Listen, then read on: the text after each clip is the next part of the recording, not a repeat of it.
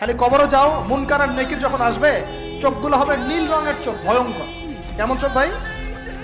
নীল রঙের ভয়ঙ্কর চোখ। আমি বলি একটা হাদিস, কোন একজন নবী আল্লাহকে বলেছিলেন যে আল্লাহ, আমি মারা যাওয়া কোনো মানুষকে দেখতে চাই, সে কেমন আছে। এটা শোনেন ভালো করে হাদিসটা, মারা যাওয়া কোনো মানুষকে আমি দেখতে চাই, সে কেমন আছে। আল্লাহ পাক সেই নবীর আরজি কবুল করলেন, বললেন আচ্ছা ঠিক আছে দেখাচ্ছি। কবরের সামনে গিয়ে দাঁড়ালেন। 1000 বা 2000 বছর আগের কোন ব্যক্তি যে মারা গেছে তাকে কবর থেকে চিন্তা করা, নবী দেখছেন এবং সে ভয় থরথর করে কাঁপছে, এখনো ভয় থরথর করে কাঁপছে। নবীজি, আমাদের নবী নন, অন্য কোনো নবী তিনি, সেই নবী বলছেন যে তুমি ভয় কাঁপছো কেন? তুমি কত বছর আগে ইন্তেকাল করছো, কি তোমার হালচাল বলো আমাকে। সেই ব্যক্তি বলছে আমি আজকে থেকে 1000 বা 1500 বছর আগে মারা গেছি। আমি ভয়ে কাঁপছি।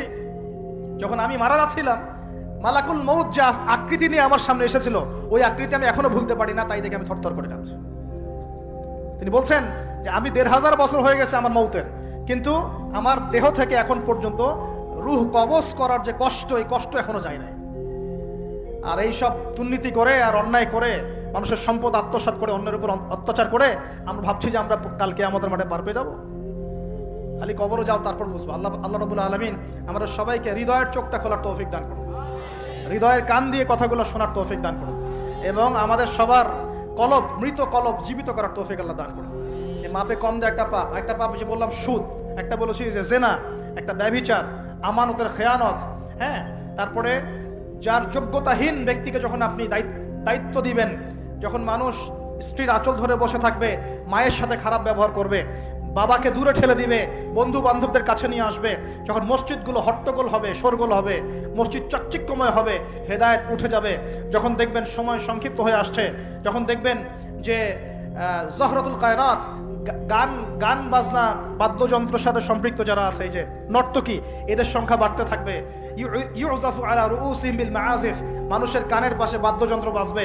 মানুষ যখন এই যে মদকে হালাল মনে করবে, শুরিবাতিল খমর, মদ যখন মানুষ খাওয়া শুরু করবে, জেনাকে হালাল মনে করা শুরু করবে, হ্যাঁ, যখন মানুষ আত্মীয়তার সম্পর্ক নষ্ট করা শুরু করবে, এই যে যত রকম পাপ আপনি দেখছেন যা আমাদের এই সমাজগুলোতে চলছে, এগুলো যখন চলতে থাকবে, তখন আল্লাহর পক্ষ থেকে এই যে আসমানি গজব, জমিনের বালা, এই ভূমিকম্প বলেন, জালজালা, মহামারী, হ্যাঁ, আপোষের মারামারি, হত্যা, রাহাজানি, এই যে আপনার আর কি বলবো, আর কি আছে, এই যে আকৃতি বিকৃতি হওয়া, ভূমি ধসে যাওয়া, আসমানের গজব, মহাপ্লাবন, জলোচ্ছ্বাস, বন্যা ইত্যাদি, যে পাপগুলোতে আল্লাহ পাক বিভিন্ন জাতিকে ধ্বংস করেছেন, এই সমস্ত আযাব আল্লাহর পক্ষ থেকে একটা একটা করে আসতে থাকবে, একটা একটা করে।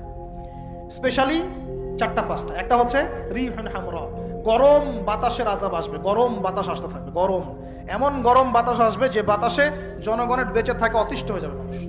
2 নম্বর আসবে জালজালা, এমন ভূমিকম্প, সানাওয়াতু জালাজিল, ভূমিকম্পের বছরগুলো, একটা দুইটা না, বছরগুলো একটার পর একটা আসতে থাকবে। আর কি আসবে? খসফন, মানে জমিন ভিতরে ধসে যাবে, নিচে নেমে যাবে, দেবে যাবে। আর মাসখান, মানুষের আকৃতি পরিবর্তন হয়ে যাবে। আর কাযফান, আকাশ থেকে পাথরের বৃষ্টি বর্ষণ করা হবে। এগুলো আসতে থাকবে। এছাড়া আমাদের হাতের কামাইগুলো তো আছেই। আল্লাহ রাব্বুল আলামিন আমাদের সবাইকে, স্পেশালি ঢাকা শহরের বাসিন্দা আমরা যারা আছি, আমরা যারা দিনী ভাই, আমাদেরকে সমস্ত পাপগুলো ছেড়ে দেওয়ার তৌফিক দান করুন। আল্লাহ পাক আমাদের সবাইকে শিরকের পাপ ছেড়ে দেওয়ার তৌফিক দান করুন, কুফরের পাপ ছেড়ে দেওয়ার তৌফিক দান করুন। এই অহংকার, সম্পদের অহংকার আল্লাহ পাক বন্ধ করার তৌফিক দান করুন। আল্লাহ পাক আমাদের সবাইকে দুর্নীতি বন্ধ করার তৌফিক দান করুন, ন্যায় প্রতিষ্ঠা করার তৌফিক দান করুন।